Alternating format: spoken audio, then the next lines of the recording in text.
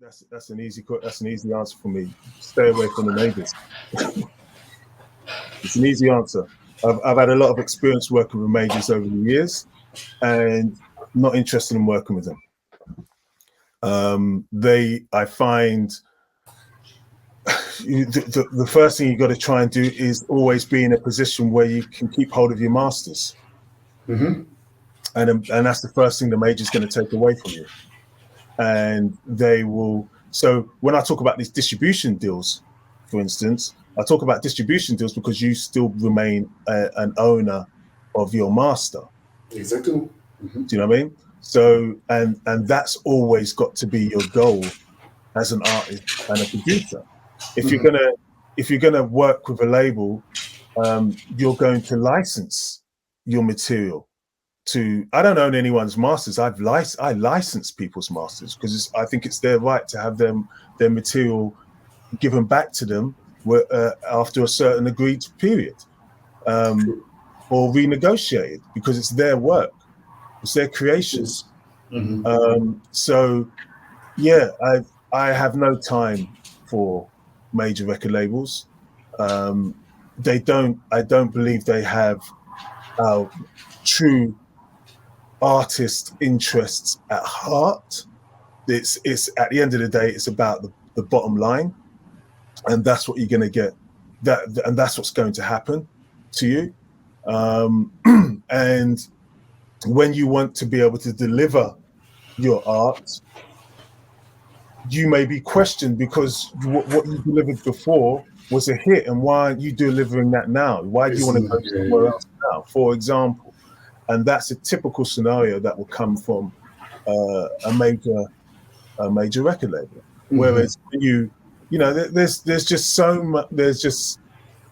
so many avenues that's available to people to start up and release their music that they're on their own, that when they do get it to a point where a major label comes knocking at the door, you'll be able to negotiate from a much stronger position where you do remain in control of your masters, for example. And maybe they are just doing the promotion and the marketing on your behalf. You know? So but they're taking a cut from that too, though. They got to collect on that too. That's just down to the deal that you want to make at that time. And which industry, which genre, I should say, I have the most respect for, and that's drum and bass. Because I remember when those guys were pounced upon by the majors in the 90s. And I remember when they had the meeting at Black Market, and down in the basement, and they said, you know what, no one should be giving their material to the majors. We need to keep this ourselves, and we need to remain independent. And look at where those guys are now for making that decision. They've built their own industry. And whereas people are trying to, I need to get a deal. It's just like, you're missing the point. Take your time and build your empire yourself. Keep in control of your masters, because who knows what you created today, where that will be in 15 years, or who would want to come and use it in 15 years. And if you don't own it, you're not going to get anything from that.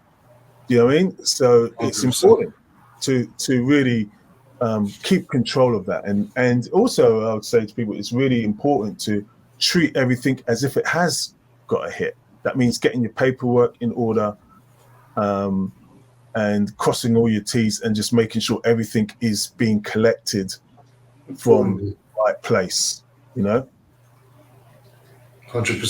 So taking care of business is extremely important. Yeah, learning your business is extremely important, and not relying upon someone else to handle your business. You need to know your business. Mm-hmm. Which avenue would you be able to advise anyone who would want to learn about a business? Where could anyone learn? Instead of books? I don't know about. I just think there's just so much information available on the net. That's true. I don't think it's hard to find. You can just Google the question, and so many resources YouTube definitely has everything you need. Yeah. So many resources will be available to you. I'll stay away from all these ones who saying, "Oh, I can get you this stream, I can get you that, I can get you." I'll stay away from all of that. But there are so many resources available and books out there. Yeah. What about the spirituality in music? For me, it's part and parcel of the same thing. And I saw a question up there. I think it was from Clubhead, and he said, "Can you really do that today?" And I think he was referring to, or she was referring to. I'm not sure if it's male or female. I think the person was referring to when I was talking about, bringing our message through the music. Yes. And to me, and if I'm correct in that's what they were referring to, that spirituality gets brought through the music. You know what I mean? Spirituality gets brought through the music, and that's where our revolution is today. Right? Do you know what I mean? Or that's where my revolution is today. People are always talking about, artists are always talking about what they're experiencing. I mean, that's where do you get your inspiration to write about something in the first place? And if if your experience is that you're going through is spiritual and is an awakening of some sort at the moment, then that's going to be reflected in your music. Whether you're a horn player, and you're doing instrumental music, or whether you're a vocalist, it's going to be reflected and come across. Music heals, but it can also do the opposite as well. What do you stand as far as our roles as music composers, music makers, DJs in channeling energies into our sounds, and these frequencies being, as positive as possible? What do you think explains such a gift? And is it something that is acquired, or is it something that is just is it acquired, or is it something that everybody has access to? Well, I think we all have access to what's in the universe. I think we all have access to that. Whether we choose to tune into it or not is a question. But we all have access to what's there. But for some of us, I think it's it's your natural destiny to be able to deliver what you deliver to audiences in terms of how you play as a DJ and what you're able to conjure up on your dance floor. To me, it's a spiritual place because it's a number of human beings who have gathered together to express themselves. That's a spiritual connection. 100%. So take away the intoxications. Take that all out of the picture and just look at people coming somewhere to enjoy themselves, to celebrate, to express as the person, whoever the DJ is. It's your job to bring that to its highest potential. Amen to that. And that's my feeling on it from a DJ and from a producer's perspective. It's just an expression of what I want to relay at that time. And I've always kind of laugh about it in that I can't, sometimes I wish I could have been that guy who just be, that worked. Let me just continue doing that then. I wish I could be that guy. Do you know what I mean? I'll have a lot more money in the bank. Do you know what I mean? If I could be that guy who could just say, I can't. I just want to, when I'm in the studio, I'm only doing what's coming out of me at that time. could be completely different to what I done last week. Yeah. You know what I mean? And I think that would show in my music. Kind of people say to me, "Oh, you know, I thought you were Afro," or "Oh, I thought you were soulful," or "I thought you were this," and I'm just like, "I'm music, man. I just make music. I just make music." And if that's what's coming out of me at that time, then so be it. You know what I mean? Not to fall. Yeah, and to me, that's my spiritual connection with my music. And you know, and if there's something I'm going through spiritually at the time that I want to express on my music, then I will do that. And if I choose I want to keep it private, then I will keep it private. I've got music, and I'm sure you have, that I've just made for myself. I haven't made music. It's just been for me. I've made that. You know what I mean? I haven't. I used to, but I think now the way I work is very interesting. I'm able to create a song in one day, a full track, and release it the next day on Bandcamp, and have it scheduled for release, like, you know, next couple of months after. Like my release schedule, for example, is jam packed up until August, mid-August, and then I'm adding more tracks as I go. But it's because I think, just like you, it's a way for me to exude and just take away. Sometimes it's a libation. You know, it's very much like a libation where you just, for me, it is the mystique within the sound the sounds allows me to release some of the things that are inside me that I can't necessarily always express in words. So sometimes that's why sometimes I have this very abundant flux of inspiration that I just need to let out. Yeah. And then there's points I just can't touch anything. And I'm just I'm looking at the machine, but I'm not, you know, gathering dust. Yeah. And it needs that space sometimes, right? You need that space. You know, it's important to have that as someone who's creative. You know, that you can't always be there pounding away, but when you are prolific, it will make up. It will make up for that 10 times. You know what I mean? What has been? Sorry, you want to add something before I ask you the next question? No. Go ahead. What has been your focus in the past? I'd say the past 5 years, and since this pandemic hit, how has that changed your perspective on life and your vision for the future, for yourself, your musical career, or what it is that you're doing? I think for me, I've spent a lot of time happily developing other careers and launching other careers, and, you know, and being a vehicle for other careers happily, and because that's something I find I get enjoyment from. But now I think when you had so much time with yourself and time to contemplate, I've got more to a space of, okay, now it's time. I mean, I haven't released an album. I've released albums for many people, but I've never released one for myself. So I recall you were still working on one. You still haven't done it yet? Yeah, exactly. So it's. I mean, but you were recording songs from the album for the album, right? I've been recording for years for myself. I've been recording for a long time, but yeah, I in the past year I have been. Yeah, I've got Robert Owens, I've got Ursula Rucker, I've got Mr. V. I've recorded a good few tracks for an album.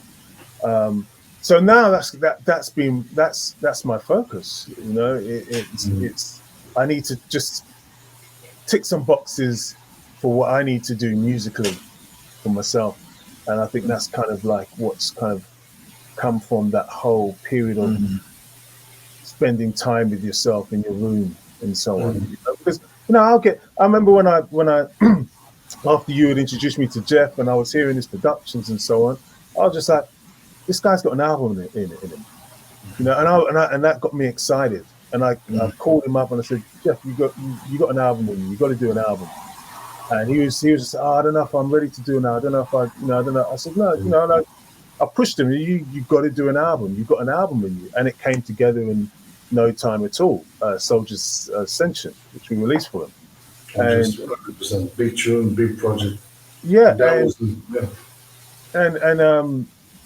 and I love to be that support to others. You're a great coach. If you were like in the sports field, you'd be a fucking great coach because I think you know how to motivate and you know how to speak. Especially you take the time to understand the artist. You take the time to understand your guy or your girl. That how is it that they function, and then you find the right ways to just touch their hearts. No, That's my personal 2 cents on this. Yeah. I've seen that even with just conversation that you and I would have, and you just said like 2-3 things and be like, oh, I didn't think about it this way. But you need that. You need that perspective of somebody who's just genuinely interested in you doing your best. Remember when I did? We were supposed to do this record together, but I was supposed to release this record with you. Who was this Senegalese artist? And it was delaying a little bit. You're like, bro, just yes. And I think that's also is testimony to your character as well. You know as well when it is that you have your limitations, and you're like, look, if you have a better way to do it, and you just do it. Because I think right now I can't facilitate or accommodate at this very moment, and I think that it takes also courage because not many people can do that. A lot of people are more than happy to do that shit. Just sit there and collect dust, Yeah. and then burn bridges eventually or whatever. Well, yeah. I mean, who am I to get in the way of someone's career, right? You know what I mean? If I can see that there's a better vehicle for someone, then I'm going to be the first one to say that. Mm-hmm. Do you know what I mean? 100%. In order for them to get where they should be getting. Do you know what I mean? So, yeah. And Tribe as a label for me was never kind of like. I need this to be like a Defected, or I need this to get a bigger. It was more so I just want this to be a launching pad for people to be able to just kind of jump off into where they want to get to, and if it adds and if it does that job for people, then that's fantastic. And it did, and it still does. I mean, it's amazing, man.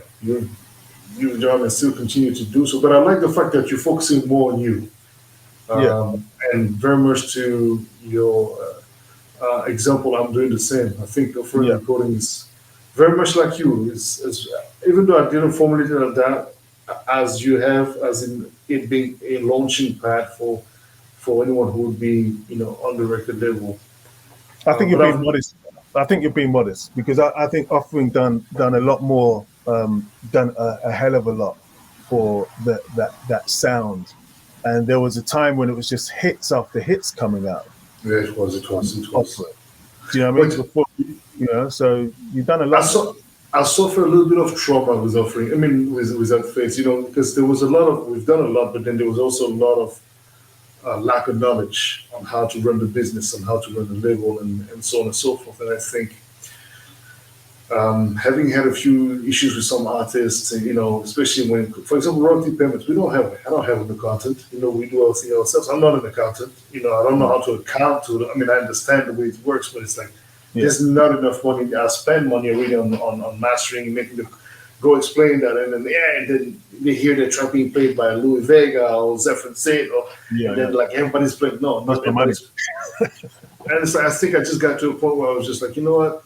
Yeah, I'm done. And very much to your extent when you're saying, you're doing licenses, at a certain point, I stopped doing licenses and doing publishing deals. And then I realized I was like, you know what, even that, I stopped. So I stopped signing artists and I focused solely and totally on Boddhi Satva. And the only way I'm going to release another person's music is if we're doing a collaboration together. Exactly. Otherwise, I don't release anybody's music that's not mine. At least for now, until I have a team. Because sorry, go ahead. No, you're totally right, and I think there was a few of us who kind of like went through all of that, and I saw At Jazz the same kind of like he went for a stage when it was just like his label was really just an output for what he was doing, and I've seen other labels, do the same. I think we were all just kind of like feeling the same thing. You know, not really getting the respect from the artists in terms of what it is that you're actually doing as a platform for the artists. Them not really understanding, you know, how much investment is actually being made there, and I think it just kind of like put everyone in a position where they just needed to take a hold on a minute and take a breather and just kind of like, okay, let me reassess what I'm doing as a label and producer here, and I think a lot of people had that same kind of feeling, because it was the demos. I mean, I stopped accepting demos a long time ago. Just getting ridiculous. It was just, you know, the amount of stuff you were getting through, and it was also becoming a bit jaded, right? Because it's just like there are people coming out of the woodworks trying to emulate a sound or do a particular sound, and you knew their heart wasn't in it, and you knew they were just trying to just jump on it and get on that wagon before that wagon stopped at the next station, and then they'll jump onto the next thing, and you know, all of that just, you know, it can become disheartening to you as a label, and I don't think people understand that. Do you know what I mean? I mean, it's very hard for people to understand bottom line what it is to be a head honcho of a level. I mean, being a boss is not everybody can do that. Being your boss of yourself and then having to help run other people's career, and then you end up wasting, not even wasting, but you end up giving so much energy and time into other people and them lacking to understand, not willing to apply the advices because they think they know better than you do, and this and that. You're like, you know what, you're right. You gotta learn on your own and figure it out for yourself. It's a responsibility. Yes, I cannot anymore, man. And I think one of the strategies that I've had was to, you know, COVID has forced me to rethink my whole operation and how I was doing things. And I remember having this conversation with my boy Keisha about it. He was like, look, you'll see. The numbers may not necessarily show right now, but you'll see a year or two from now, it will be very visible. And for example, I'm seeing it about 2 years in, 2 years and a half in this new strategy of work. I'm seeing my for example, my monthly listeners being, you know, stable at 80, 84, 85,000 monthly listeners on Spotify, for example. Not that it's important, but it is important because it guarantees you a little bit of an income that allows you to pay for things, right?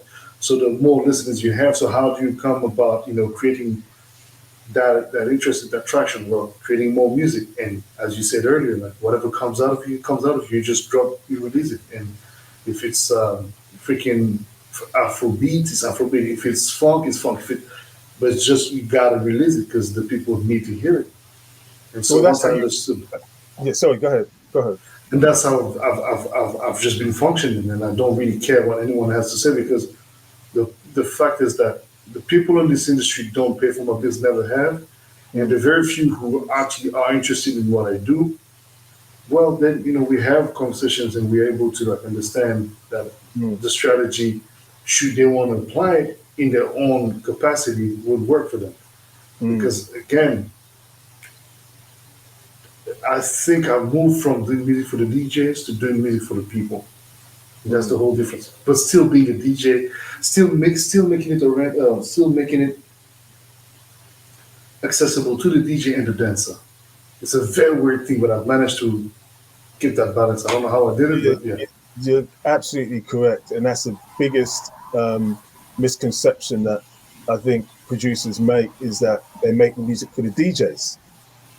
They're not making it for the dancer or for the dance floor or directly for the people.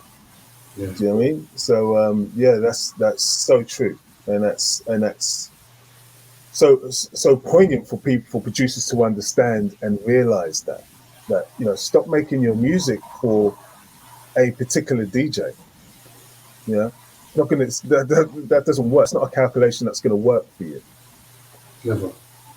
It's going to work for the DJ who's going to be able to play that music, because that DJ will be, you know, amassing soundtracks that, you know, fit into the story they're telling. But It's not your story. You're helping them tell their story. Well, yeah, well, people will carry your music forever. A DJ can only carry your music so far. True. 100%. People will keep on carrying your music. You know what I mean? That's very true, brother. DJ would only be playing your music for as long as they want it in their sets. You know what I mean? But it's music for me. It's important in life because it brings back so much. We hear a song and it just brings back a memory. Oh man, memory, bro. Right? I was listening to. I got a radio show later on today, and I was just kind of pulling out some music from a radio show that I'm going to do, and I pulled out "Searching," "Change," and I was just like, oh yeah, I've got to play this, and I was just thinking, wow, what's this? All these visuals kind of came to me of what this song reminded of for me. Do you know what I mean? And that's the beauty of music. Oh yeah, roller skating. Yeah, my kung fu slippers. Yeah, my jeans like striped down the side. My dicky belt. You know what I mean? My soul boy look, and it was like, and that's the beauty of music. That is the beauty of music. That's why we want to give people memories, and that's what carries music. That's what 100%. Keeps music alive. It's those memories where you first heard the song. Do you know what I mean? Or in what you were going through when you heard that song. I'm sure you had people come up to you, as I have, and say, "Oh my God, your song meant so much to me. What I was going through at that time, and how it helped me through that whatever it is that they were experiencing." Mm-hmm. And that's what it's about. Indeed. The soundtracks of their lives. That's right. Exactly. Okay. It's a very, very strong responsibility, but also such a blessing to be able to be somebody's soundtrack, being part of their life without being in their lives. But our music is and that's why sometimes when people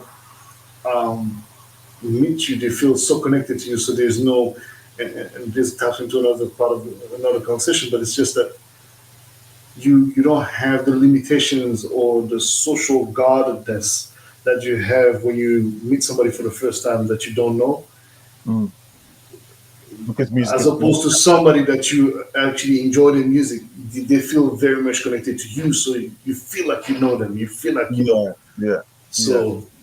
Yeah, definitely. Yeah, because you studied their music, right? I'm like that with Larry Heard. You know what I mean? It's just like listening to him so much over the years. I feel like I know him. Do you know what I mean? I feel it. So it's you getting to someone's psyche. So yeah, that's a very good point, and I agree with you on that one. What is one of the rituals that you put in place, or do you have any rituals when you the crazy part is when you write a sad song but somebody connects it to the happiest moment of their lives. That's true. That's very true. Mm-hmm. So we have so many stories like these. Mm-hmm. So what is do you have any rituals that you need, or do you need anything to be sort of like in a certain type of organization or alignment in order for you to create sounds, or it doesn't really matter? To create music? Yes. Well, I think it's all part and parcel of how you are in your life period. I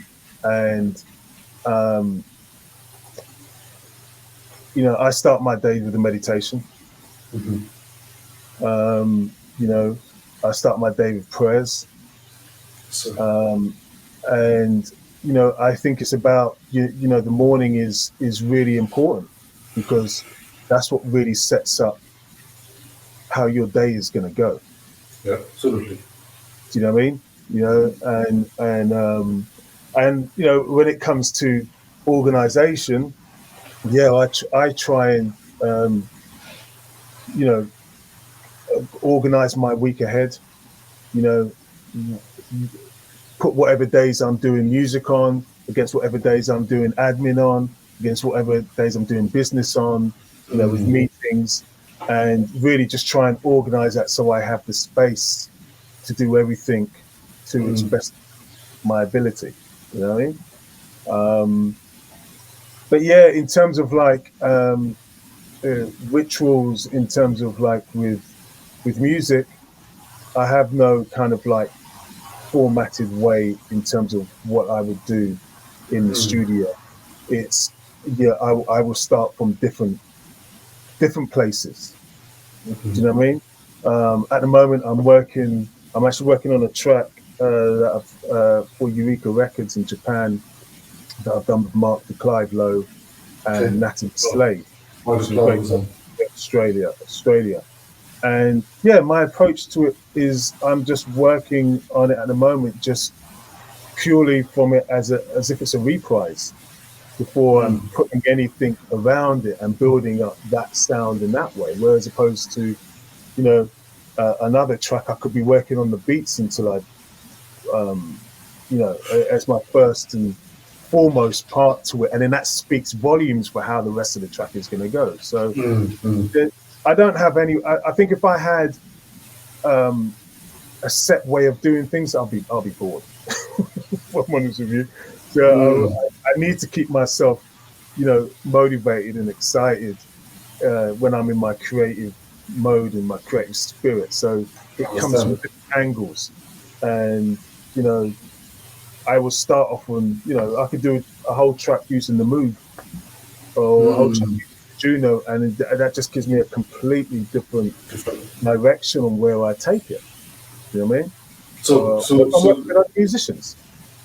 So you don't start with a kick drum, for example. It can be anything. No. Me, it has to be the kick drums. I can't work on a track without the drums. It's very difficult for me. Yeah, well, that's what I'm saying to you. Yeah, now I'm not working with drums. I'm just working on the music without no drums and percussion, just shakers, I mean, yeah, you can create some pretty interesting things with shakers. Yeah. Yeah, just shakers, just because it just gives me a completely different outlook on where it's where the vision of that song could go, and it doesn't keep me boxed into a certain way of it going. You understand? I understand you. Yeah, I always choose different avenues. Yeah, I feel you. With you, it has to be the drums. It has to be the drums. Your drums are so powerful in Thank you, brother. In what you do. I need my drums to sound. So one thing that I've noticed as of recently is very much to echo what you said. I can start some ideas. Well, I still need. No, but it's true. I cannot do it without because the drums inspire me. The melody. I can have melody ideas, but I know they won't be coming into life unless I have drums underline that idea and actually giving it form. Right. It really has to be the drums. Right. Very funny. Yeah. Like if you and me will sit in the studio, you can compose all the music you want. I'll look at you and I'll be like, nothing is gonna come out of me. But it's gonna come out too. Well, that might give me an idea of drums though. But I need the drums in order for me to add to it. So let me ask you this then: are you a hip hop man? Yes, big time. Well, yeah, that's where it's from. That's your origin in that beat. That's why that drum is so important. It is. My era is more so song and melody. Early 80s. You take me to my comfort zone of music. It's give me 79 to 85. Do you know what I mean? Wow. I'll just be listening to that all night. Do you know what I mean? So it's melody and song for me. You know what I mean? Wow, man. I feel you. It's because I can hear it in your productions though. Your